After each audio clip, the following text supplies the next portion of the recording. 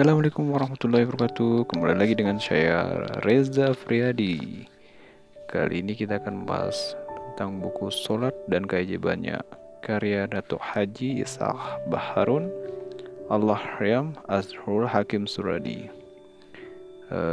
Part kedua yang membahas apa maksud salat dan syarat wajib salat. Oke, yang pertama, apa maksud salat? Salat daripada segi syarak bermaksud suatu ibadat yang tersusun daripada perkataan dan perbuatan yang dimulakan dengan takbiratul ihram dan disudahi dengan salam.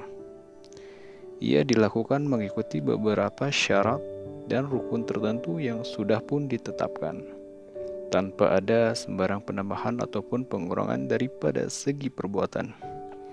Keistimewaan dan keunikan ibadah salat ini perlu dihayati oleh setiap umat Islam.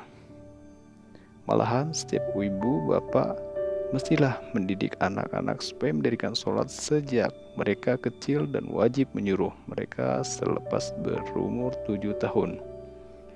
Ibu bapa yang mengabaikan tanggung jawab mereka mendidik anak-anak supaya mendirikan salat bermula dari usia sedemikian akan menyukarkan mereka mendirikan salat apabila mereka dewasa kelak.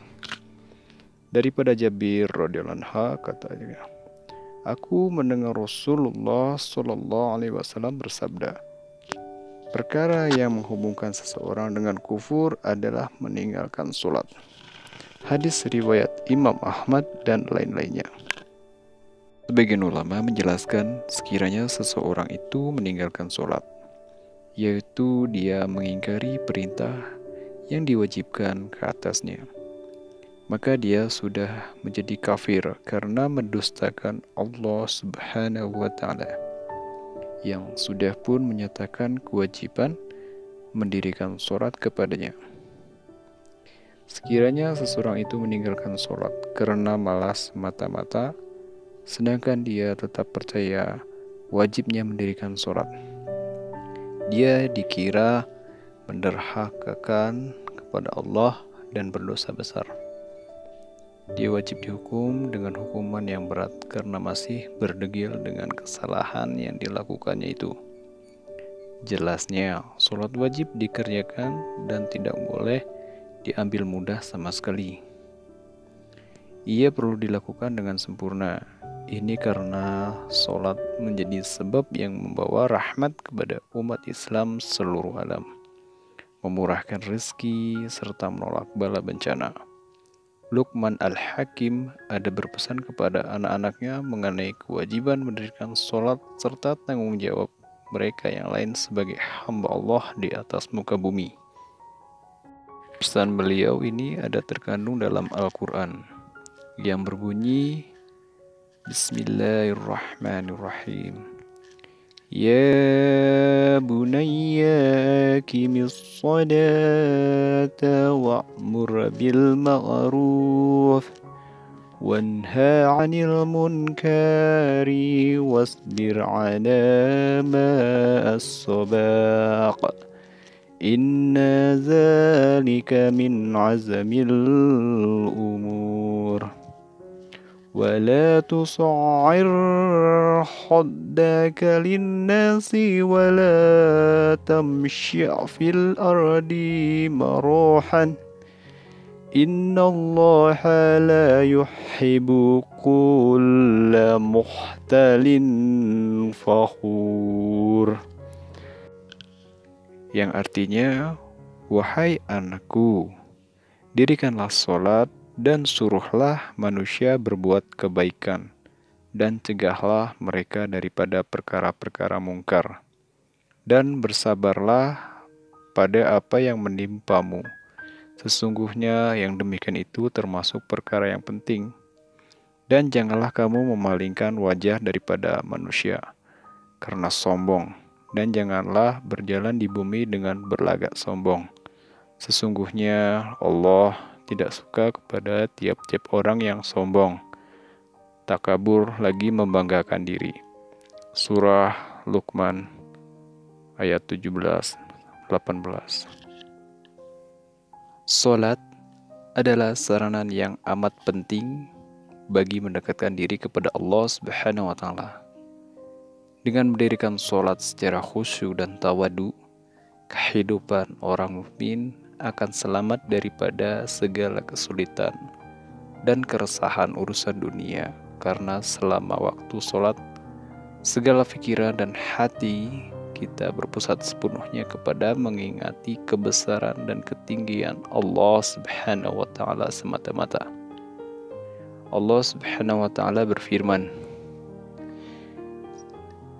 Innani ana Allahu la ilaha illa ana fa'budni wa aqimis sholata lizzikri. Yang artinya, sesungguhnya Akulah Allah, tiada Tuhan selain Aku, maka sembahlah Aku dan dirikanlah sholat untuk mengingati Aku. Surah Toha ayat 14. Dengan mengerjakan sholat secara istiqomah, mengikuti petunjuk Rasulullah SAW, seseorang mukmin akan berserah diri kepada Allah secara total, di samping memohon pertolongan dan petunjuk daripadanya semata-mata. Salat adalah ibadat utama dalam kehidupan manusia dan berperanan penting daripada segala ibadat dan amalan-amalan lainnya. Salat amat besar dalam kehidupan orang beriman, sebagaimana sabda Rasulullah SAW, telah dianugerahkan kepadaku kecintaan kepada wanita dan wangi-wangian, serta dijadikan penyejuk mataku adalah pada solat. Hadis riwayat Ahmad dan Nasai. Yang kedua, syarat wajib solat. Sebelum mendirikan solat, umat Islam wajib ambil tahu segala syarat wajib solat. Ini penting karena tanpa pengetahuan mengenainya, solat yang dikerjakan tidak sah, bahkan menjadi sia-sia. Begitu juga dengan amalan yang lainnya. Sekiranya ia dilakukan tanpa ilmu, apa saja yang dilaksanakan sia-sia.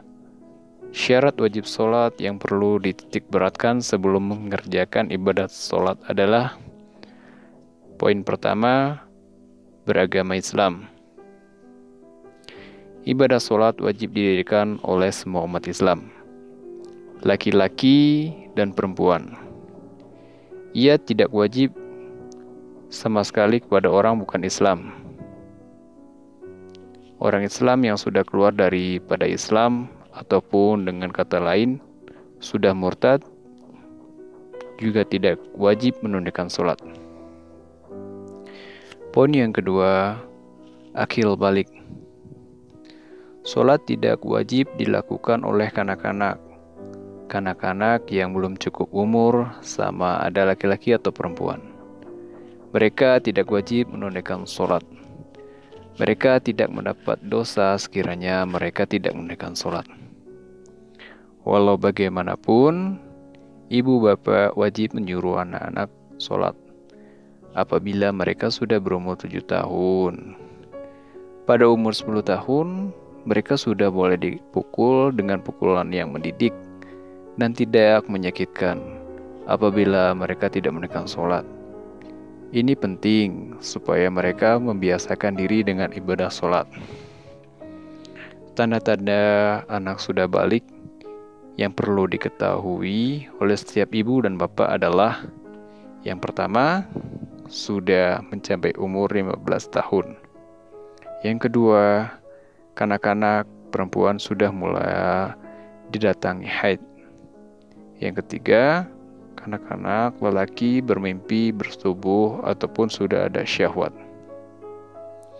Poin yang ketiga, sekiranya salah satu daripada tanda-tanda di atas ada pada diri kanak-kanak tersebut, mereka wajib menunaikan sholat.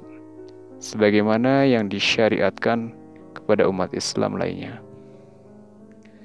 Sekiranya mereka tidak melaksanakannya, mereka mendapat dosa, walaupun bagaimana ibu bapak perlu mendidik anak-anak mereka bagaimana mendirikan sholat.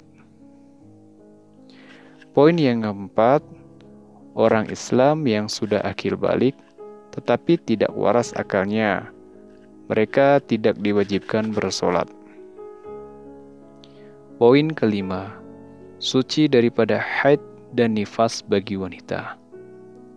Wanita yang kedatangan haid ataupun baru melahirkan anak, mereka tidak wajib menunaikan sholat. Mereka perlu suci daripada haid dan nifas sebelum mula mendirikan sholat. Poin yang keenam, sampai seruan Rasulullah SAW mengenai Islam dan kewajiban sholat kepadanya. Sekiranya serumbuan mengenai Islam dan kewajiban sholat tidak sampai kepadanya, dia tidak wajib bersolat. Pun begitu pada zaman modern ini, seruan mengenai Islam dan kewajiban bersolat sampai kepada setiap umatnya dalam berbagai bentuk, sama ada menerusi kuliah-kuliah agama daripada guru-guru yang bertauliah, medium seperti radio, televisi, dan lain alat pandang pendengaran berelektronik. Oleh itu, setiap umat Islam wajib menunaikan ibadah sholat. Poin yang ketujuh, sempurna panca indera. Orang yang peka dan buta sejak lahir, mereka tidak diwajibkan menunaikan sholat. Ini karena mustahil bagi mereka yang peka dan buta memperoleh ilmu pengetahuan mengenai ibadah sholat berbanding mereka yang sempurna panca inderanya. Mereka tidak boleh mendengar dan melihat. Karena itu, mustahil bagi mereka mendapatkan ilmu mengenai ibadah sholat. Terima kasih sudah mengikuti part kedua sampai akhir, dan tunggu part ketiga yang membahas syarat-syarat syah sholat dan rukun-rukun sholat. Tetap ikuti terus sampai selesai. Terima kasih, dan jangan lupa like, share, komen, dan subscribe ya. Wassalamualaikum warahmatullahi wabarakatuh.